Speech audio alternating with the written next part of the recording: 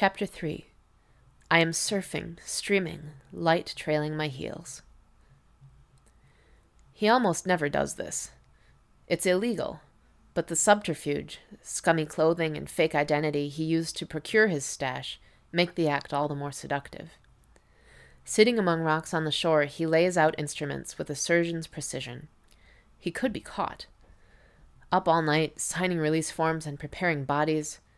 A pitiful few recoveries considering the mass death. He doesn't care. Now he needs a shave. And a wash. Exhaustion like this hasn't landed on him since he was a junior doctor working nights. He needs to get laid.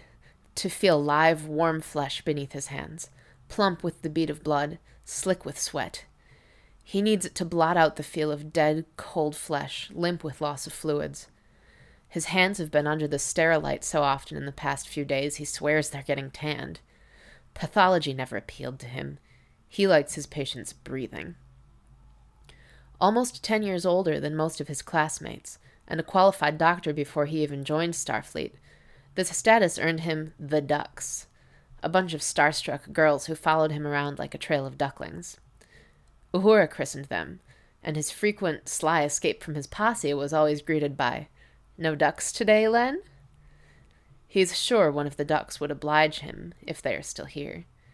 In this aftermath of conflict, survivors rut in frantic, life-affirming relief. His hand slides into his jacket, no longer cadet red, but the charcoal of an officer, and draws out a slim flask of bourbon. Half the contents are swallowed in one shot. Out in the Golden Gate, there is no trace left of Nero's drill.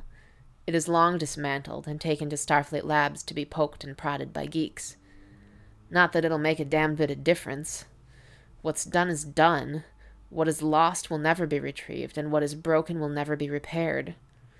When this block of shifts are over, he will go to Joanna, hug her till she almost breaks, and promise to send her a message every single day when he goes back up in that godforsaken tin can.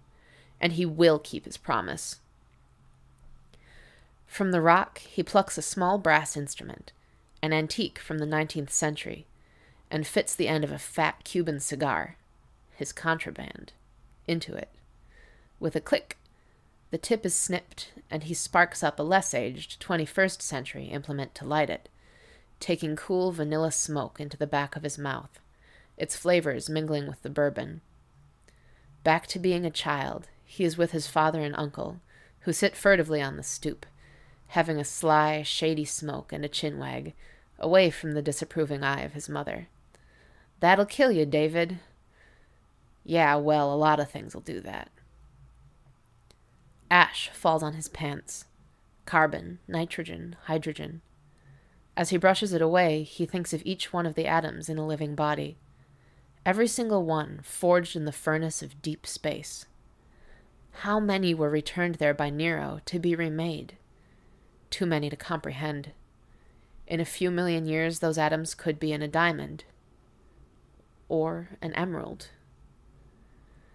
On the day he decided to enlist, the day he met Jim, McCoy made a sarcastic comment about his wife taking the whole damn planet in the divorce. Now he cringes at the joke and hears Spock's voice, speaking as a member of an endangered species. "I've noticed that about your people, Doctor. You find it easier to understand the death of one than the death of a million. You speak about the objective hardness of the Vulcan heart, yet how little room there seems to be in yours." And yet here he sits, mourning the death of one. Gaila has made Jim Kirk a man, only he doesn't know it yet. It isn't the first time McCoy's friend has used a woman to get what he wanted, and it isn't the first time he was less than honest with a girl. But it will be the last. Women who get the bum's rush from Jim frequently cry, make a bit of a scene, then turn up a few times at the dorm where he always sweet-talks them into believing it's all for the best. Hey, they should stay friends, and everything will be just dandy. Sometimes they even wind up thinking they've broken up with him. But he can't get around Gaila with his cheeky grin, wise-ass remarks, and boyish charm. Gaila isn't here to apologize to. And the guilt will turn James Tiberius Kirk into a man worthy of his grandfather's names. In the end, she is Jim's Kobayashi Maru, his no-win situation, and he can't reprogram the outcome. McCoy thinks of her beaming face, how she always smiled at him, and how he was pathetically grateful for her approbation. She didn't walk, she bounced like a puppy. Each day brought her new things to be excited about, and she summoned up enthusiasm for classes he would gladly have slept through. Here, in this universe, a happy girl must die. She must die in order to turn the only genius-level repeat offender in the Midwest into a man worthy of starship captaincy. It would have happened eventually, but in this timeline of enforced promotion, disability, and death, it has to happen fast. McCoy gathers his gear and flicks the butt of his cigar into a rock pool. He just hopes it is all worth it.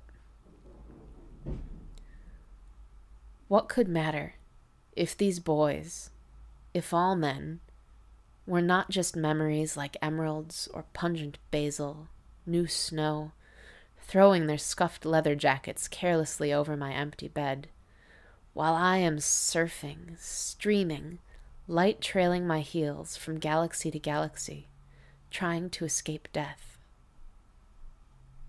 The end.